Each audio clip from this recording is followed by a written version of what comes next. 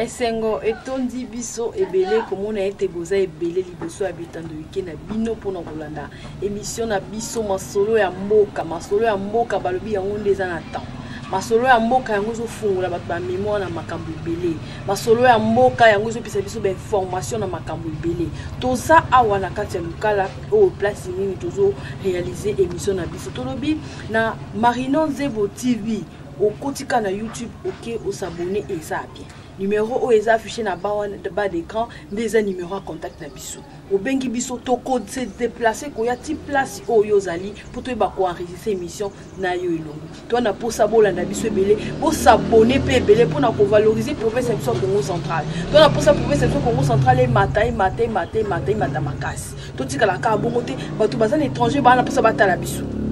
bato bazana bamboka o baza yo bana pour ça batala biso ça veut dire que toi na pour ça ko matisa mboka to matisa mboka na ba vidéo bien to matisa mboka na ba émission bien parce que toi bato baloba bien na bamboka na biso o so kazo lo bato ba vandi na ba TV ba vandi na banda ko bazotala to lingi pe bato baza hier to koka ko partager makambo o eleka na mboka na biso pona mokola lelo to yambi pona bino nentimba dia mongana o yazali représentant ya chef spirituel ya église ya religion africaine au Congo. Autopese mbote papa. Mbote. Lebo bara matondo ningwa nzebo. Tusepeli koyamba lelo. Matondo mingi. Ese ngona biso ezebele komona opeta ozopesa biso na mokola le boni. Kimia ezali kaka na kati etumba. Monde entier bazo ezolela mikolo problème ezoleka eza pandémie coronavirus. Mais koya atomonio ni masque ni eroyoka ki nouvelle la pandémie au coronavirus. Et ça qui est bon. Matondo mingi nengwa nzebo elongo na bandeko balandi na kanisi monde entier ndenge bolobi wana ezo lela pona pandémie kasi ngai na koloba soki monde entier ezo lela ezana kozanga koyeba pamba te sengelaki eteni moko elela pona pandémie oyo kasi ba misusu bazwa tango ya komibongisa pona koyamba bae bazo lela déjà lokola ndako ya moninga ezopela moto yi azuma yazo sopa yo bonga maka pona koyamba ndeko wana ko kimele bana yo me bana yo moto ezate lokola moninga azuma yi asopa na ndako na ezopela moto yo pe lokola landaka ye obandi kozwa mai ozosopa na ndako na yo ne sikomi bongisa pour le bako yo kimele bana yo eteni moko ezolela eteni moko ezolela ezali eteni ya loposo pembe soki Europe na Amérique bazo betama Afrique azo betama te ba betama pona nini alors tozebisa yo nengwa na koti na mutuna na yo bazo betama pona nini mokili oyo etambolaka na posa ya tata mokili père créateur alors nyonso esalamaka na mokili ezalaka na etinda ya tata mokili lolenge wana tozo sibir loi moko awa na mokili oyo ezali volonté ya tata mokili posa ya tata mokili lingaka mokili tambola na complémentarité alingi domination te lolenge wana soki tozongi sima bokomona ke biso ba africain to nyokolaka bana Israël na Égypte basalaki 430 ans mais tango na bango ya kobima na Égypte kokaki pharaon asasiraki na force ya armée ya économie na nyonso bokasa zalaki nango aboyi ko libérer bana Israël mais boyebi les 10 fléaux bandeko batanga ka Bible les 10 fléaux et betaka ba égyptien babelaka maladie ya maba et nyokolaki ba égyptien bakufaki et lakisaki signe oyo force ya tata mokeli pona potango ya libération bana Israël ekokaki biso tokangaki bango na bowumbu lokola tokotaki nyongo ya 430 ans bango pe baye kokanga biso po oyo moto aloni yango akobuka le 3 mai 1491 baye ko récupérer Rwanzinganku na nzela ya Rwanzinganku kaka mutu moko ndelelo bayindo bazonyo kwama na 1921 zwa biki na yo na papier sala calcul 1491 tina 1921 et sali exactement 430 ans otonyokola ki bana Israël donc 1921 ezo pesa biso bokasi ya koloba ete ezalaki suka ya tango na biso nzoka moto ya 1921 za mfumu kimbango alors ayaki na message ya sika pona bayindo mais mindele basali nini basali kaka ndenge moko na biso bayindo tosalaki na Égypte to kontaki plus na ba force tozalaki nango nzoka tata mokeli aza likolo ya nyonso mindele bakangi biso kobanda 1921 bango bazosala prolongation ya niongo kino lelo oyo. Alors tokomi siko pembeni ya centenaire ya 1921 oyo ezali 2021 nde tata mokeli abandi kose manifeste ndenge ase manifestaka epai na biso ntango toboyi kolibere bana Israël. Yango ase manifeste na corona. Voilà. Oyo aboyi kolibere biso na. Voilà nzoka chef spirituel ya religion africaine Fumunkusu kia Munzala Mpanda Angola déjà na 2017 akomelaki ba dirigeant nyonso ya Europe nyonso ya Amérique pe akomeli ba dirigeant nyonso ya Afrique. Amérique aibisaki bango toza na lettre awa à propos de la paix au Congo, en Afrique et dans le monde. Message du suprême créateur de l'univers inspiré en Fumunkusu à l'intention des politiciens congolais. Fumunkusu akomaki akomeli na ba politiciens ya mokili mobimba. Apesi même akomeli même na pape Mokanda. Pape abenga batu na ye Fumunkusu aniati sete aniati ba mbuma na kati ya Mokanda yango maye oyo azali kotalisa na ba dirigeants européens américains nini bakoyi kosala soki te soki basali yango te nini ekoyela bango lobi wana ezalaki na 2017 to na 2020 mikanda oyo ekotaka même na ba politiciens na biso na lokalo bozomona bandeko signature ya accusé de réception ya honorable mbondeko na biso autu ko raté députation honorable Jimonadio but oyo bozomona ezali na kanisi Fombu bazwaka bango nyonso bazwaka nyonso za bakize de réception. Alors mais bazwaki ba précaution te babwakisaki yango baboyi kolanda makambo nzoka même mindele Fumunkusu alobi na bango boye toke na ngombango po ezangonga mais voilà alobi na bango d'où il serait mieux pour alobaki na bango makombe belé. Voilà d'où il serait mieux de laisser les Africains libres,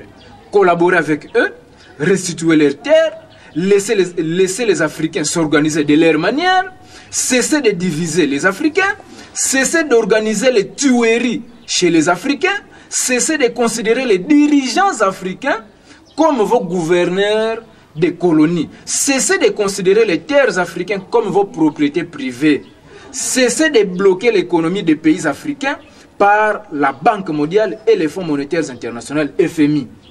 Cessez de pratiquer l'esclavagisme moderne au pays noirs. Sinon,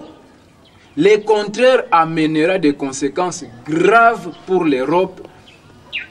et l'Amérique, car toutes les lamentations et souffrances que les peuples noirs subissent aujourd'hui auront leur réponse ou assouplissement, si pas pour le moment, mais alors dans l'avenir, l'homme blanc va subir des conséquences qui vont se produire. Européens et Américains, sachez-le bien d'avance que l'Europe sera divisée. Européens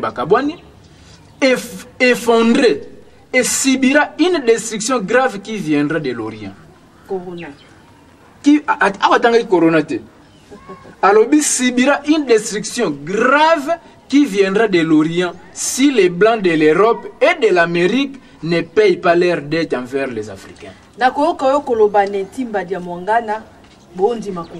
Corona est en Afrique. Lelo, toi, na 111 cas enregistrés dans le Congo central. Mais jusque-là, bino corona bondi mangote. Maman na biso tonengwa nzebo. Nentimba alobi teke corona ezali. Alobi corona ezali pezo boma. Mezo boma ba mindele na poto. Corona ezali na poto. Na Afrique awa boye ba yango boye corona ezali fimbu to punition tata mokeli. Kolo mokili azobete ba mindele na ba makambo nyonso ya mabe basali epa ya bayindo. Po komi tango libération ya bayindo. Alo epa na biso awa lokola ba dirigeant na biso baza ba marionnette ya mindele. Lokola ba dirigeant na biso baza lokola bikeko oyo mundele asali. Donc au moni mannequin soko tena liboso ya porte ya magasin soko pese phase oyo yo moto pesa ke phase ona nde okola ko changer soko lingi a changer soko lingi soko la teki ekoti o ti yango boye kaka yo moto okola ko bongola yango. Donc ba dirigeant na biso baza bongo copier coller ba former bango lolenge wana. Alors na yebite soki patron patron azui matanga. Matanga wana ezwaka pe basali na ye. Mais na yebite soki mosali pe azui matanga, soki patron pe azalaka na souci ya mosali. Nandimite. Yango eloko zo sala malelo lokola mindele baza ba patron ya bayindo, lokola bango kuna bazo beta ma bayindo pe bakoti. Nazo pesa bino kaka preuve. Dans une Afrique du Sud, baka ezo mata chaque jour. Tozo pesa bino preuve. Awa banda maladie wana corona yé. Elembo moko te ezolaki oyo na mokili mobimba ezolaki sabatuke o eza corona. Et pas na biso ba symptômes ba PC ezali moto komata ba PC biso kosu grippe donc kokauka mongongo na pema. Nzoka ba maladie wana ba médecin na biso awa ba yebi bien donc ba symptômes wana ba médecin na biso ba yebi bien les mêmes symptômes oyo tango to bela ka malaria. Tango to kenda kana ba hôpital na biso yango nde bazwaka biso potanga moto aza na malaria ezoko influencer na pema na ye ba même et puis kisi o ba pesa ka biso tango to kenda kana na malaria ba komelio ba chloroquine tango bazako komela ka biso ba komelio ba nivaquine pona ko kitsa ba moto ba komelio ba quinine biso awa na bokoko tango malaria ezali to kimaka mingi na Congo bololo est-ce que yango te ba médecin na biso lelo bazo komela to bazo pesa bato bazo bela soit disant corona wana est-ce que yango te bomona ki autant corona wana ba publier yango awa bato bakimi na Congo bololo awa epai na biso ezali malaria fièvre typhoïde na tension oye mesala ko boma biso mais corona awa ezate corona eza na poto donc awa to benga yango malaria kuna nde bango bazo benga corona. Merci beaucoup. Netima Diamanga na lobby corona ezate. Parlons de 4e président, l'Obama trop l'Obama. Au lobby bokoma qui pour na corona pour na ko avertir population, ko avertir batunyo so baza maele pour na ko kima maladie o ekoya lelo et comme lelo na 2020. Bokoma pe pour na 4e président, mais lelo to na 5e président. Au moins que bat ba ondima makam na bino te bozo koma parce que du moment où o bozo koma yango te so salama. Bat ba ondima ndeni. Matondo mingi to bongisana nuana biso te to koma ezali ba prophétie ya mfumu Kimbangu epesamaki na 1944 tango azalaki na boloko.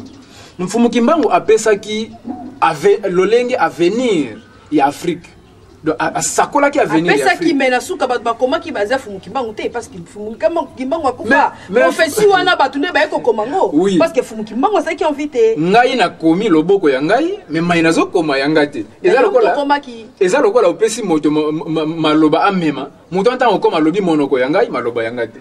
Lolenge wana maye oyo ezali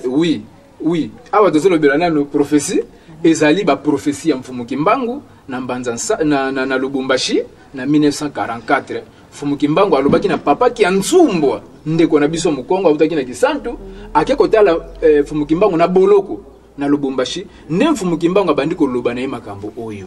APC programme premier président kozala boye deuxième président kozala boye troisième président kozala boye quatrième président kozala boye mfumu Kimbangu asuki wana ayebaki sera 5e président non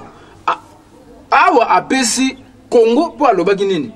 Congo tango kozwa indépendance ba président liboso ba kokota ba ko travailler na posa ya mondele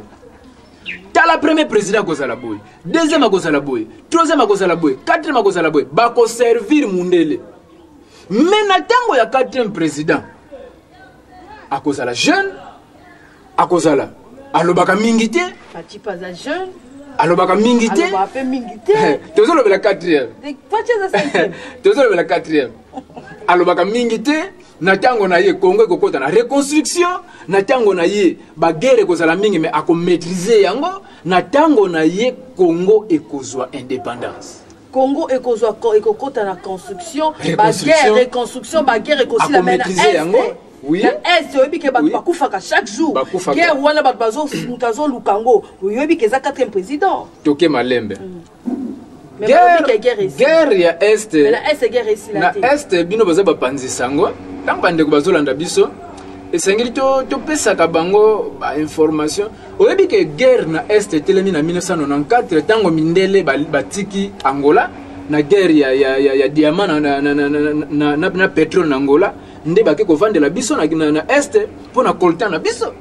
petit lelo est-ce que na 94 président Kabila azalaki te mais minduki ebandi kobeta kuna pona kolta na biso lelo président Kabila akoti kunda batware président Kabila bengana ye Sultani Makenga président Kabila abengana ye donc alongi babitumba ndenge prophétie ezolobela biso mais guerre ya est ce que le boningi bosi la bobimisa Monisco donc remède ezaka wana na bandeko bazokufa na est ce qui bolongoli Monisco kuna na ba organisme nyonso mindele kuna bokomona ke guerre wana na pete ekosila wana message to remède bangunza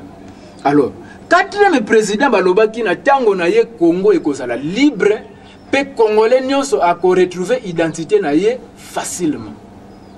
Congo ekozala libre donc message indépendance mais congolais azaki libre te tozoya Congo akozala libre congolais na époque ya Kabila ozolo bazaki libre te liberté tozolo ba liberté d'expression tanga ta komba Kabila ba ko kangolo bina butu liberté ozolo ba par rapport ya nini tozoya oyebi na bokoko na biso mokonzi bapesaka ye botosi mokonzi balobaka na ye n'importe quoi te wana bokoko na biso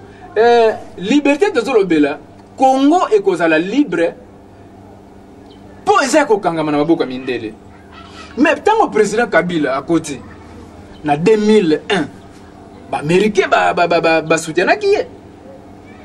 toke na ba élection en 2006 bazalaki na sima na ye mais tango siko to komi na 2011 aye ko comprendre que bato oyo soki to continue ko évoluer na bango bazo yiba ba ressources na biso pemboka na biso zozonga sima asalaki nini apesi bango mokongo akeyi na ye na Asie ake na Chine asine contre na Chine ndebo monaki Europe na Amérique batomboki babandi ko attaquer président Kabila et babandi ko bimisa sanguinaire par rapport ya charte de l'impérialisme yango eloko tozo senga na bande ko na biso bayindo o bozolanda biso bo comprendre que ba pays africain ezotambusa matilelo na maboko ya mindele soki mokonzi moko kaka apesi bango mokongo bako attaquer ye mokonzi wana komi dictateur mokonzi wana komi sanguinaire mokonzi wana akomi mabe epa ya peuple na ye bokomona opposition etelemi makasi na mboka wana ndenge salamaki na président Kabila ko banda 2011 bokomona même tango ba ko investir ye investissement na ye esalamaki na bitene mibale ya mundele na cour constitutionnelle pe bakoko ba chef coutumier bayaki ko bieka mokonzi ya mboka do elakisaki ke kimundele kwei et bokoko etombwami na même 2011 wana bokomona na francophonie François Hollande na représentant ya francophonie awa en Afrique tango baye awa hymne national ya Congo eyemba makana français mokolone yemba makina français te ibeta makina fanfare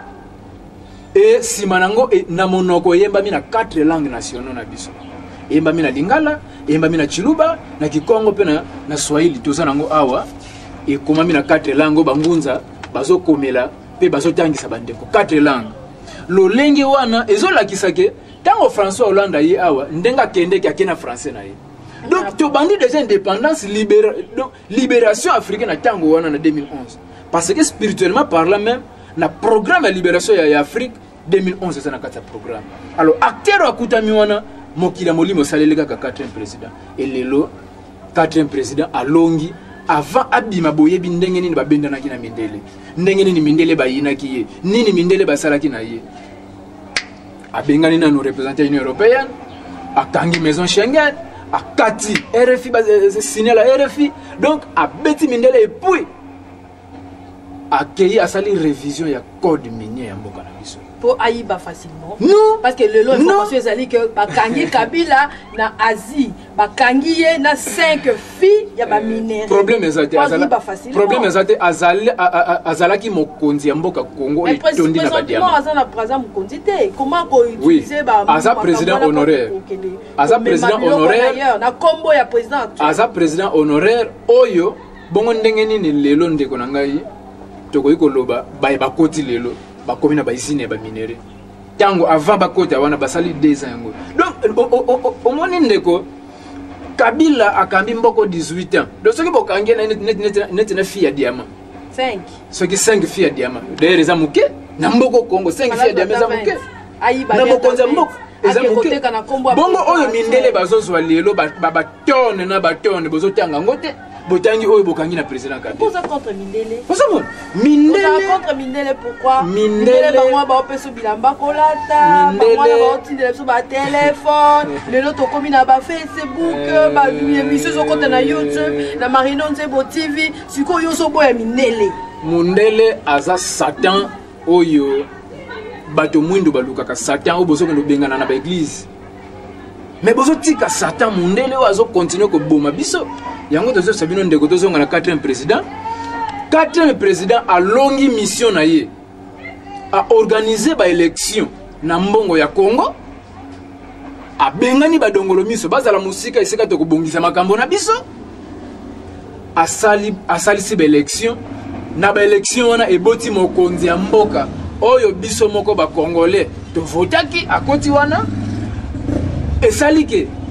président oyo akoti wana lokola koti na mbongo ya ba congolais aza premier président siko ya Congo indépendant normalement changer maloba apparemment changer maloba parce que na kolanda yo Kabila zalaki obandolo ba Kabila otikalana bosa élection Kabila obima président mais lelo yo maloba non dirait comme ko changer nakanisi c'est que prophétie à Simon qui mombo comme ko tetongo na façon nakanisi pas ezalaka na bandeko po bolanda kabiso na tango bozolanda biso bosi ba foi na bino botie liboso donc on intime bazoloba yo okokanga ngote biso problème so zalaki ni tozo tanga kaka 4 de prophétie mfumukimbangu alakaki biso 4 présidents or na prophétie na ye bakonza liboso bakoya na Congo même en Afrique bako travailler na bénéfice ya Mindele population ko zala na passe donc pour na biso tozomona ke na 4 présidents oyo ndezalaki so yango tozala ko telema 4 présidents to soutenir ye pour yenda ko tsa biso na indépendance si ko tanga ko tsa biso na indépendance Nengo Nzebo premier président ya Congo indépendant normalement elingaki ezala président Fachi actuel président yango moni lokola Mindele balandaka ba sune de temps bokomona ba même makambo o esalamaki na 1960 tango to accéder na indépendance yango ezozongela biso lelo bosalaka ba lecture po ba historien bozana bango lelo ba prof na bino ba histoire na ba université pe na bekola wa baza fabriquer baza fabrication ya Mindele baza ba bande magnétique alors que la vraie histoire ya Afrique ko koma makaka na ba autochtone mutu ayebi ko reconstruire akopesa kimia pona ko kende mbangu kopesa kimia na mboka lelo yo na manda na ye phénomène kuluna oyebi yango lelo déjà na kimpese to mona ngo ezo vivre pe na lukala awe salamaki phénomène kuluna olobani pona heureusement président Kabila Kabange na ba dernier discours na ye azalaki kolela mingi alobi na bundi pona Congo kasi loko moko na kokite changement ya mentalité ya congolais na ba dernier discours na alobi bo comprendre ba émotion na ngai donc comprenez ma passion pour le Congo alors ba émotion te bo comprendre souci na ngai pona Congo po amona ki lolenge Congo eza ya kobeba ndeko na ngai Nzebo kuluna moyibi ebandi na tango Kabila te ebandi na tango Joseph Kabila te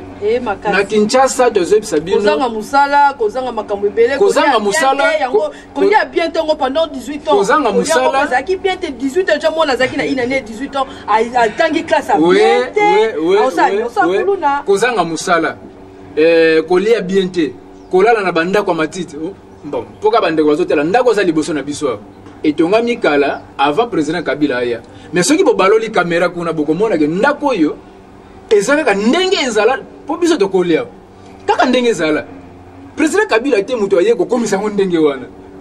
bandako za na barumbu kende na barumbu bokene mingi côté ya Kandolo na Kandolo bandako za na onatra ezaka ka ndenge ezali na batolo wana ya batono bandako batonga osoko koti 1 minute bandi kotoka président Kabila te kombo ya semba bilokota et bimi avant président Kabila po bakoko na biso ba papa na biso 60 basoko na lokota biloko na Gombe ya kolia ba boudin o bana Mindele babwaki donc ndeko na biso pasi na tango président Kabila te même kulu na bazolobela tango Mindele ayini président Kabila bozo yango eye mingi tant que tu na 2000 donc tant que tu na 2009 pour te compte 2011 président Kabila ja bande ko lakisa bango déjà tant que signer contrat na ba chinois alors tant ba tineli no ba film net ya ba guerre ba chinois bazo bunda na ba machete bazo betana bazo katana mais yango ememi esprit kuluna parce que Chine a baki que lobby to kupanzana na mokili il faut totina je ba film wana pourtant to kende kuna babanga biso et lelo ata chinois azo travailler na 1000 bande kona ya bayindo chinois abeti ndeko no moko ya moyindo bino so bobandi po bobi ke ke ba beta ba to machete ba planer ba sotaka ba betaka bato mais muto akende aussi ne content na bango a ko éclaircir makambo susté voilà moi ça qui ke makambo na ba chinois ba banda ko sa nini esalaki que président Kabila qui ne signer contrat na Mindele mais makambo na Chine pardon ezalaki ba motivation spirituelle makambo mususu yemoko azokende mais animation ezo nimenzo ezo ko animenzo tonayi ezalaki mbala mususu involontaire pour déjà na 2009 Mindele bazalaki ja ko sentir ba signe oyo ezo lakisa ke bokonzi ezo longwe pa na bango ezo kene na Asie donc obanga wana ezo kene na Asie donc tango siko Chine amati économiquement na balolenge na ba domaine nyonso elakisi ke biso toko ko coopérer sous na Mindele te soko zo coopérer na pauvre okokoma pauvre okotika la pauvre alors lokola flèche ya Asie emati biso senge to collaborer na ba asiatique yango moni président Kabila kena ko signer contrat na ba asiatique na ba chinois alors Mindele lokola batika lisima lelo emonani soko polele ke Mindele bakwei Asie azomata Afrique otiko botama yango ba président nyonso Afrique bazo prôner renaissance alors que awa déjà en 2017 Fumunkusu batalisaki yango na ba président africain Afrique ezokene na renaissance nango donc mbotama ya sika Asie abotami azokene na croissance na ye Europe na Amérique ke na vieillesse na yango wana za programme mokili nde lolenge wana président Kabila ake ko signer contrat na ba chinois pour biso peto bénéficier na oyo ba chinois bazana ngo et coopération wana kopesa pe ko yamba wana e ko sala yete biso pe totomba masima na bango mo pona ba kuluna ko bazo massacrer ba kuluna ezali posa ya Mindele ezali mayele mabe ya Mindele ndeko na biso nyonso Mindele biso mutu ye mo kala ki ko yiba lelo ba yibi changer na ki pese ndenge babeti ndeko na masasi Mindele batu bazolinga ko maintenir biso na ba désordre nengwa na biso na kanisi totanga nanu awa na charte de l'impérialisme na kanisi ONU to lokesika ONU ba objectif ya ONU voilà notre devise total la devise ya ONU notre objectif est de déstabiliser et détruire les régimes qui nous sont hostiles et installer nos marionnettes sous la protection de nos militaires sous la couverture des mandats de force de force na bango mais devise ya yango oyo charte de l'impérialiste oyo notre devise gouverner le monde et contrôler les richesses de la planète notre politique est de diviser pour mieux régner dominer exploiter et piller pour remplir nos banques et faire d'elles les plus puissantes du monde donc bazo même ba désordre na pays na biso bakuna bayibi oni ezate oui ko ba memi désordre oyo bango bazo sala ezali makambo oyo basali désordre wapi parce que na ki pese oni ezate balobi boye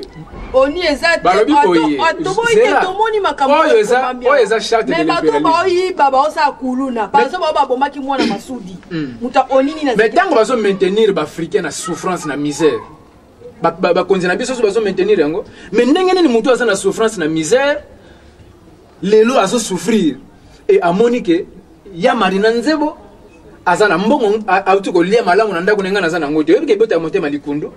nde esika wana lokola tozo continuer na souffrance oyo ba demo ya Mindele bazo continuer ko maintenir biso na pasi nde zo botela biso biloko wana soki lelo tozu équilibre na Afrique biloko wana ko sila mais Mindele alingite l'homme africain azala libre akanisa malamu alia malamu azala a jouir na bomengo ya mabele na ye azo continue ko maintenir biso na pasi yango moni babiloko yo bakuluna ko kufa pe bongo na bongo tozo boma na biso mais pona ni na bokoko na biso to boma na biso na biso te parce que mundele azalaki na biso te bakoko na biso bazalaki na bolingo mais pona nini kaka tango to sali contact na mundele nde makambo ya mabeyi donc mundele lokola yaki biso charte de l'impérialisme programme ndezo yango ndezo dominer mokili ezo kamba mokili lelo yango wana soki to se séparer na mindele te bakonzi ya mboka ya Afrique ya bamboka ya Afrique soki ba continuer kolanda ka mindele mundele kuna lobby pandémie bino pa pandémie pe na bino sana ngote mundele kuna lobby confinement bino pa confinement déconfinement progressif bino pa déconfinement progressif bon kuna bazolo kota bibembe tina na babalabala biso sikoseke bibembe za biso awa ata mutu moko na kufi na corona te kufa ki na imeo kufi na corona ata mutu moko na kufi na corona te ministre ya santé ya province abi mutu bando ke kin pour que nous baso pour pe bando sabeta ndenge ni ministre wana ya santé oya kufi na lukula bapesi biso zela na lukula tolandi na top Congo bakuti mutu moko akweyi akufi na corona mais azalaki na mwasi na ye na bana nini yango etindi bango balobake mutu wana bakuti kaka koya examen nini basali basaki test avant koya non bakuti déjà kokufa Afrique congolais azoboya ndeko kesa ba test ko yebse ke no sa test azoboya na malade ere ko ya kasi papa wana baza bato ba secret baza bato ba crise oyo baza sala ba crise ya ba tension ba secret pesa bato ba kimi ba ki corona bato no ba pas na nyonso wana eza lokuta parce que to sali ba débat na ba docteur awa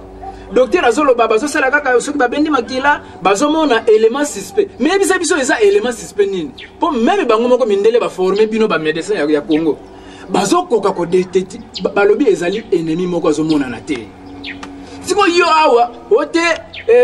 déontologie biso to ko lakisa te mais ba père na bino ba former bino na Italie to mona bazo lakisa na Chine bazolakisa na poto bazolakisa yo déontologie yango yo muto kotangisa ngo mindele mais ba africain musu na poto ba obela ngo ba okufa africain moko mwana nene kikembokusa Freddy Kembokusa abelaki malaria abelaki malaria. Merci beaucoup, très chers téléspectateurs. Il y a Barinan Djeboti,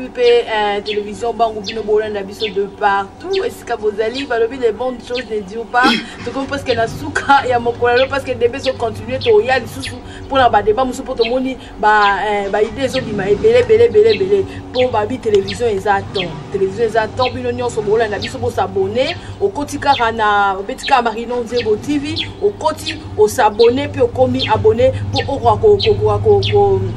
pour partager ma vidéo na biso, côté la vidéo na biso, puis nous avons un monde entier, bon la biso, bon taper qui pèse. Nous avons pensé que ma image, je souhaite ma vidéo l'écran qui pèse. Bon côté na Marinon Zebo TV, bon tanga, bon mon ba vidéo nyonso, bankambu nyonso zoleka et koleka na kati ya Marinon Zebo TV. Contact na biso zali numéro na biso wana ezape na WhatsApp. Sur côté na WhatsApp pour commer biso toko répondre parce que tu as 24h/24 connecté talaka babi connexion Fatinde béton Fatinde sungi connexion et komi babi 4 président ko gagne loté to comme na suka ya mokola lelo netimba ya mongana babi suka te parce que to ya susu matondo mingi bande ko balandi awa ezali biso vuva mozali centre de veille spirituelle négro-africain tozo la musaka kama kanisa bayindo biso na vovamu to soutenaka toujours ba président oyo baza établi en place pour na ko accompagner bango kasi boye baka religion de et encadrer ka politique pour politique qui ne ko encadrer science misala lo lenga to senga nanu na bayindo conscience na bino ezonga kati na bino botala lo lenge mokili zo tambola boluka ba prophétie en mfumo kimbangu botala maya loba Président Kabila Kabange asali musala na ye lelo aza le seul président autotikali na ye par rapport à ba père o bazala ko lakisa esprit indépendance totikali na ye moko yango mindele bazomona ye témoin gênant akozala na Congo te bakomi ko bimisa makambo ebele yango tozotali sabino botala lolenge mokili ezotambola boke kopesa mboka na maboko ya Yesu tala ndenge mboka ekomi desordre bozongisa mboka na mboka mfumu kimbangu bopesa mboka na mboka mfumu kimbangu bokomona mai oyo mfumu kimbangu akosala na mboka oyo bangunza ya mfumu kimbangu bazawana boluka kokolabore na bango chef spirituel ya religion africaine mfumu nkusu kia munzala mpanda na Angola azana programme nyonso oyo mokila molimo tata mokila azopesa kasi lelo obstacle mobimba ezali baboyi mfumu nkusu bakutana to bangunza bakutana na bakonzi ya mboka ya Afrique pasi eza wana kasi boyebaka yango volonté ya tata mokeli eza volonté ya moto te bolingo ya tata mokeli eza bolingo ya moto te na biso bayindo soki omoni moto aye koteya yo koyela kofinga te koyela pe kochola te luka oyeba nini azoloba luka oyeba makambo azoloba euti wapi biso totondi bino botondi maye mosusu soki boza nango posa esika nyonso ozali luka bandeko ya vuvamu bacharte de l'impérialisme okozwa yango mikanda mfumu nkusu akomelaki bamindele na pape okozwa yango makambo mingi okozwa yango mami baprofesia ya mfumu kimbangu okozwa yango wana biso totondi lisusu nengwa nzebo botondi na bokasi oyo bazwi ya kotelema na ntina ya koluka lisusu bangunza ya mfumu kimbangu kotalisa bosolo ya tata mokeli. Merci beaucoup Boabi Bosolo et Kotika Kaka Bosolo. Donc vérité Kotika la vérité ate bomba mina sa mesa. Loko eza mwinda eko éclairer kaka place batu bazali Bosolo eza Bosolo makambo ezoleka balobi masolo ya mboka nde ya ngolo. Donc bolanda masolo ya mboka boza paruti. Bita TV nde komelengi. To komisi TV lengi na cause masolo ya mboka. Merci na bino nyonso o bolanda ki biso de partout. Eska bozali de tolobi tozo répéter toujours numéro na biso ya ba écran yango eza numéro na biso ya WhatsApp pe numéro na biso ya contact. Obengi biso tozui contact na yo to se déplacer to e place ozali to sala émission na yo po batu batala ba comprendre Bosolo. Ah to bimisa kaka vérité. Ouais bon maman na se to lobango. O eza vérité to loba cette fois-ci to loba ka vérité. Parce que Bosolo ezaka Bosolo. Merci. La bino so merci na Frank Mbongi on a réalisé nga na mokwalelo mbote mingi na maman nanga Mati depuis Belgique mbote mingi na noko nangai Jolie Dina depuis France mbote mingi na grand frère nanga depuis Suisse mbote mingi na bande konyo so balanda biso pe ba s'abonner mingi na Angola na bonne sanité ye mokuta komela ki biso kombo bungi na ulka kombo na obaka yo parce que yo moko déjà okota ki po komela ki biso ba futuka nyonso ba na France ba nyonso ba na France mota l'émission oyo donc ba futuka émission oyo so fongo la vérité. Donc on va dire vérité voilà on est la diaspora na vutuka bon tout ça pour sa vérité to e baka vérité loba makaka parce que vérité botami trop cette fois-ci to obimisango na poisa donc bota l'émission pe bo s'abonner na chaîne na bino Marinon Zebo TV et koleka na télévision Bangu. Merci na bino so merci na Frank Bongi merci ba tunyo so bazo soutenir biso de près de loin financièrement matériellement na nyo so bozo sala bote so ba caméra bozo benga bolo ba bolo donc merci et belé. Bye. Combien de minutes?